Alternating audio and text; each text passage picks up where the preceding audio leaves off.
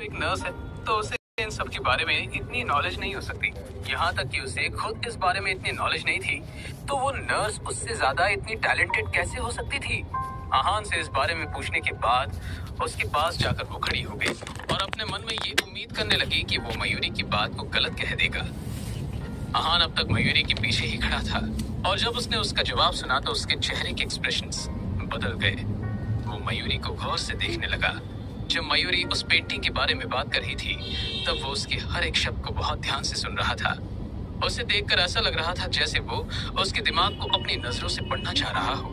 थोड़ी देर चुप रहने के बाद उसने कहा, ये पेंटिंग मैंने ही यहाँ लगवाई थी। उसकी बात सुन नियति के चेहरे का रंग उड़ गया। वो अपने मन में सोचने लगी, अगर ये पेंटिंग आहान ने लगवाई है तो इसके नकली होने का तो कोई चांस ही नहीं है। इसका मतलब मयूरी सही कह रही थी। आहान की बात सुनकर वो एकदम चुप हो गई। अब उसके पास कहने को बचा ही क्या था। उसने तुरंत टॉपिक चेंज करने के लिए कहा, चलो अब ब्रेकफास्ट कर लेते हैं। तभी नील, जो अब तक एकदम शांत खड़ा था, वो धीरे से चलकर आगे आया और वॉल पर लगी पेंटिंग को ध्यान से देखने लगा। उसने कहा, मुझे तो इन सब के बारे में कोई आइडिया नहीं है और ना ही मैं इस पेंटिंग की ऑथेंटिसिटी के बारे में कुछ कह सकता हूँ। और मैं ये जानकर बहुत शॉक्ड हूँ कि मिस नियति इसे नहीं पहचान पाई। बाहर रखो और बस, मिस जो मयूरी, करना करो। आप तो कमाल की टैलेंटेड लड़की है। इस पेंटिंग को एक बार देखते ही आपने बता दिया कि ये पेंटिंग रियल है। नील की तारीफ से वहाँ का माहौल अजीब हो गया था। नियति बहुत एम्बैरेस्ड फील कर रही थी। आखिर उसने इतना कॉन्फिडेंट होकर उसकी कॉपी होने वाली बात जो कही थी। उसे इस बात का मतलब समझ आ रहा था कि खुद के पांव पर कुल्हाड़ी मारना किसे कहते हैं। वहीं आहान का पूरा ध्यान तो बस मयूरी पर ही था। उसने नियति की तरफ अब तक एक बार भी नहीं देखा था।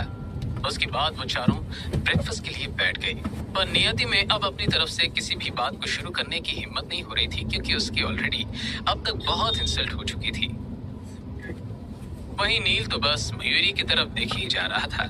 उसने कहा, मिस मयूरी, यहाँ पर कुछ बहुत ही बढ़िया डिशेस हैं। क्या मैं आपको कुछ रिकमेंड कर सकता हूँ?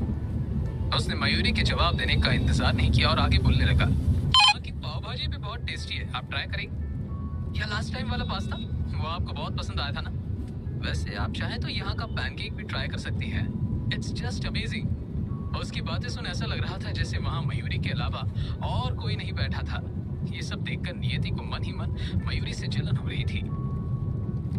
वो अपने एक्सप्रेशंस को छिपाते हुए आहान की तरफ जबरदस्ती स्माइल कर रही थी। उसकी नजरें आहान पर टिकी थी और आहान की नजरें मयूरी पर। वहीं इन सबसे अलग मयूरी की नजरें बस मेन्यू बुक पर ही टिकी हुई थी। आहान अपने मन में सोच रहा था,